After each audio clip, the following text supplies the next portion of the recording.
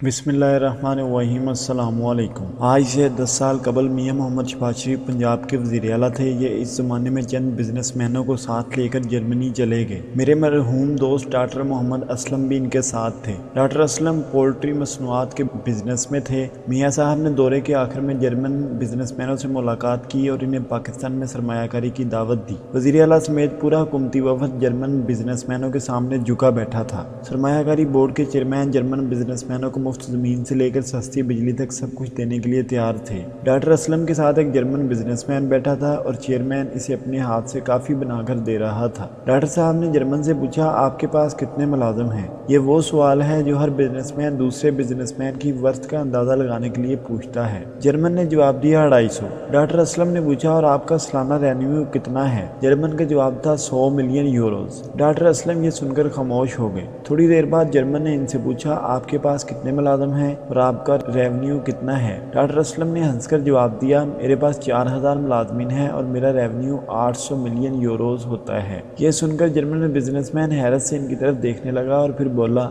मेरी गवर्नमेंट को चाहिए ये आपको जर्मनी में बिजनेस की दावत दे, क्योंकि इस हाल में मौजूद किसी जर्मन बिजनेसमैन के पास 4000 मुलाजमीन नहीं है। डॉक्टर असलम ने वापसी पर जहाज में ये वाक़या वज़ीर आला को सुनाया और इसके बाद अर्ज़ किया, मियाँ साहब, मैं इतनी बड़ी कंपनी चला रहा हूँ, हुकूमत को अरबों रुपए टैक्स भी दे रहा हूँ, लेकिन मुझे आज तक चेयरमैन सरमायाकारी बोर्ड नहीं मिले। मुझे मामूली कामों के लिए भी डिप्टी कमिश्नर के दफ्तर में जलील होना पड़ता है और मेरे ऊपर इस वक्त भी 2 दर्जन मुकदमे हैं और मैं जेल से बचने के लिए 6 बड़े वकीलों को हर महीने फीस देता हूँ। रियासत के पास मेरे लिए वक्त है और ना ही इज्जत, जबकि दूसरे मुल्कों के छोटे छोटे बिजनेसमैनों को हम आधा मुल्क देने के लिए तैयार हो जाते हैं। दूसरा, मैं जर्मनी से मदरबर्ड इंपोर्ट करता हूँ, मैं इनका खरीदार हूँ। मैं जब जर्मनी आता हूँ तो पोल्ट्री की तीसरी बड़ी कंपनी का मैनेजर मुझे रिसीव करने एयरपोर्ट आता है, जबकि इस कंपनी का नुमाइंदा हुकूमत की दावत के बावजूद आपकी मीटिंग में नहीं आया। हुकूमत से इसको कुछ नुक्तों का अंदाजा करना चाहिए। मसलन, यूरोपीय कंपनियां किसी हुकूमत की दावत पर दूसरे मुल्कों में सरमायाकारी नहीं करती। ये जब भी करेंगी पाकिस्तानी कंपनियों के साथ सरमायाकारी करेंगी। दूसरा, आप पाकिस्तानी बिजनेसमैन को इज्जत दें, ये पूरी दुनिया को लाहौर ले आएंगे। डॉक्टर असलम के दलाइल मुंतकी और प्रैक्टिकल थे, लिहाजा इस बहस का वही नतीजा निकला जो अमूमन निकलता है। मियाँ साहब डॉक्टर साहब से हल्के से नाराज हो गए। हमें गैर मुल्की सरमायाकारी के मामले में ये बुनियादी नुकता समझना होगा। मुल्कों की मईशत को लोकल बिजनेसमैन डेवलप करते हैं और ये लोग ही दूसरे मुल्कों की कंपनियों और सरमाए को मुल्क में लेकर आते हैं। मसलन, अब भारत की मिसाल ले लें। भारत में इस वक्त 274 अरबपति हैं। ये लोग कौन हैं? ये भारतीय हैं। मुकेश अंबानी 116 अरब डॉलर का मालिक है। ये कौन है? ये भी भारतीय बिजनेसमैन है और इसकी कंपनियों में यूरोप और अमेरिका के दर्जनों सरमायाकारों ने सरमायाकारी कर रखी है। नरेंद्र मोदी अगर इन अमेरिकी सरमायाकारों के घुटनों को भी हाथ लगा लेता तो भी ये भारत में $2 सरमायाकारी ना करते, जबकि इन लोगों ने मुकेश अंबानी के बिजनेस में अरबों डॉलर लगा रखे हैं। आप चीन की मिसाल भी ले लें। क्या चीन को चीन अमेरिकी और यूरोपीय कंपनियों ने बनाया? जी नहीं, चीन चीनी कंपनियों और बिजनेसमैनों के जरिए चीन बना और ये जब बन गया तो फिर मगरबी कंपनियों ने चीनी कंपनियों में सरमायाकारी की।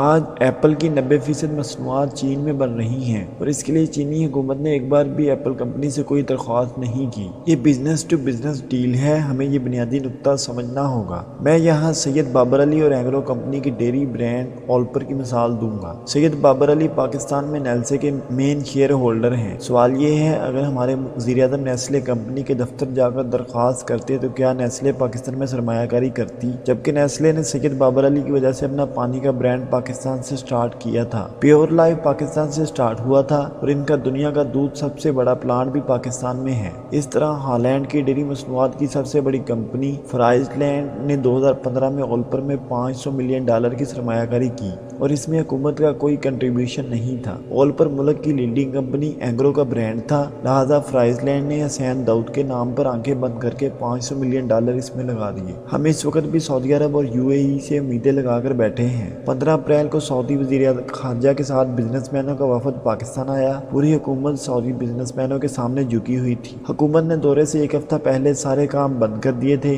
पूरा साल यादाश्त के 4 कागज लेकर फिरती रहेगी और अगर सऊदी हुकूमत और बिजनेसमैनों ने अपना वादा पूरा भी कर दिया तो भी इस सरमायाकारी की वैल्यू कितनी है? $5 अरब, जबकि सुप्रीम कोर्ट ने نے अकेले मलक रियाज के बहरिया टाउन की वैल्यू 5000 अरब रुपए लगाई थी। ये हमारे FPR की सालाना आमदनी का 70% बनता है। यानी अब कमाल देखिए, हम पूरी दुनिया के सरमायाकारों की मिन्नतें कर रहे हैं। हम सुरख कालीन बिछाकर एयरपोर्ट पर इनका इस्तकबाल करते हैं और सदर से लेकर आर्मी चीफ तक दरवाजे खोलकर इनको वेलकम कहते हैं, जबकि हमारा अपना बिजनेसमैन, हमारा अपना सरमायाकार बीमार होकर दुबई में बैठा है। हम सऊदी बिजनेसमैनों को 2 5 स्टार होटल्स के लिए इस्लामाबाद में मुफ्त जमीन ऑफर कर रहे हैं, लेकिन जिसने लाखों एकड़ जमीन आबाद कर रखी, जिसने मुल्क में नए शहर खड़े कर दिए और जिसने रियल एस्टेट की पूरी इंडस्ट्री डेवलप कर दी, हम बरसों से इस मलक रियाज को जमीन पर लटाकर जूते मार रहे हैं। हमने इस पर 100 से ज्यादा मुकदमे बना रखे हैं। आप किसी दिन ठंडे दिलो दिमाग से सोचें और सिर्फ एक सवाल का जवाब तलाश करें, हमारे 20 बड़े बिजनेसमैन खुद और इनका खानदान कहाँ रह रहा है। आप ये जानकर हैरान हो जाएंगे, ये तमाम लोग मलक रियाज की तरह मुल्क से बाहर बैठे हैं। ये दुबई, लंदन और न्यूयॉर्क में बैठकर पाकिस्तान में कारोबार कर रहे हैं। इनका खानदान भी पाकिस्तान में मौजूद नहीं है, जबकि आप चीन, भारत, जापान और UAE के टॉप बिजनेसमैनों का प्रोफाइल निकाल कर देख लें, आपको ये और इनके खानदान अपने मुल्कों में मिलेंगे। टाटा, बिरला और अंबानी फैमिली भी भारत में है और ये अपने मुल्क में रहकर बिजनेस कर रहे हैं और पूरी दुनिया के सरमायाकार इनके कारोबार में सरमायाकारी कर रहे हैं, जबकि हमारे बिजनेसमैन खानदान समेत बाहर बैठे हैं। क्यों?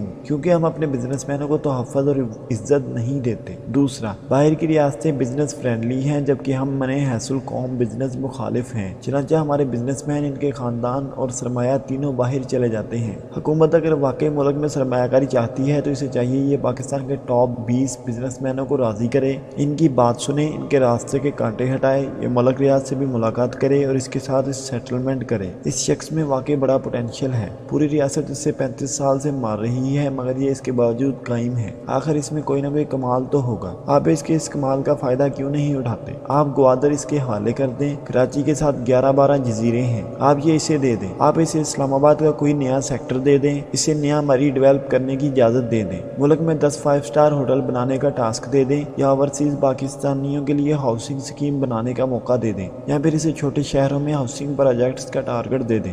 मलक रियाज मुल्क का लाइफस्टाइल भी बदल देगा और दुनिया भर के सरमायाकारों को भी पाकिस्तान ले आएगा। आप इसके साथ बात तो करें, इनसे एंगेज तो करें, लेकिन मुझे यकीन है हम ये नहीं करेंगे। हम सरमायाकारी के लिए मुल्क मुल्क फिरते रहेंगे, बिजनेसमैनों को दावत देने के लिए करोड़ों डॉलर ज़ाया कर देंगे और हम मजीद 2-4 SIFC बना लेंगे, लेकिन हम मलक रियाज जैसे अपने लोगों से बात नहीं करेंगे। क्यों?